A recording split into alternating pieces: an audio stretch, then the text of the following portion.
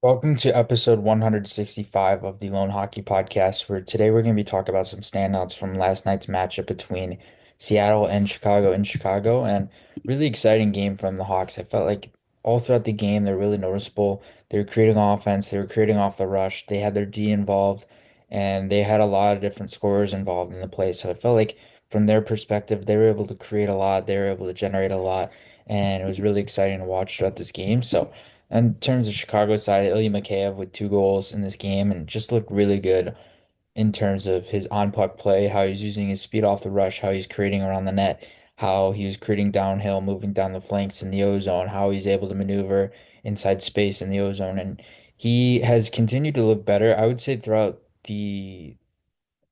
November and December, he's looked much better. In terms of early on the season, it was a bit of a slower start for him to be able to create and trying to involve himself in the offense and trying to produce there. But now that he's taken more time and he's really adjusted to the style of play. I feel like he's played much better as of late, and he's looked much more noticeable offensively of late as well. So he's been really good. Teuvo Teravainen looked really good, 2 assists in this game, and just was really noticeable in terms of playmaking ability in the O zone, his ability to create passing lanes, his ability to be a threat as a passer and incorporate some deception in his passing was noticeable, and he was really steady with the puck on his stick. I felt like he was looking for a lot of different passing opportunities and really thrived as a passer throughout this game. Nolan Allen looked really good in this game, had his first career NHL goal, and his weak side deactivation on the goal was noticeable. I felt like he was moving in the flanks really well. He's looked much more comfortable activating downhill in the O zone as a defenseman throughout the season, and I felt like it took a little bit more time for him to adjust there. But now he's continued to look better in terms of ozone play and how he's possessing the puck in the ozone. And he's not well known necessarily for his ozone possession play, and it's been that way since junior and before that. But in terms of his play, defensively, obviously very steady. He blocks shots, he can play consistently and defending line rush, defending entries, defending the blue line, and plays a lot of different roles there. And it's very effective in many different roles there as well.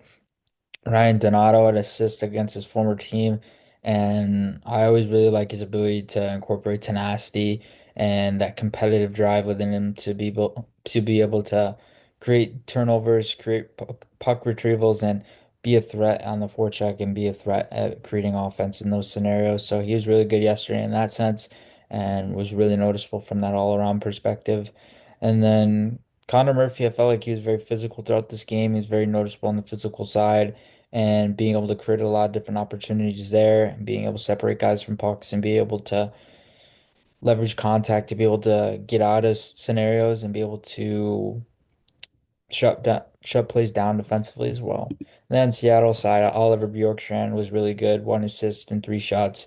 And I liked his ability to create off the rush. He's got that speed gear off that rush and separation speed to be able to get in on guys and really maneuver around guys 1v1. I felt like he showcased that in some ways yesterday and was noticeable from that sense.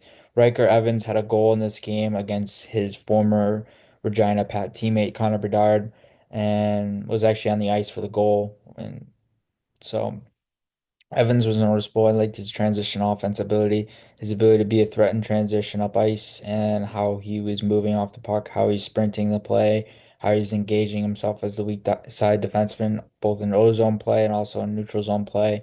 And he was really good. And then Brandon Montour is the last guy who was very steady in transition as well. I liked his mobility. I like his ability to incorporate some physicality in his game. At the same time, he's very offensively steady, and he can be a guy who can keep plays alive in the ozone. He's very steady there, and he's very active in terms of his overall ozone play as well.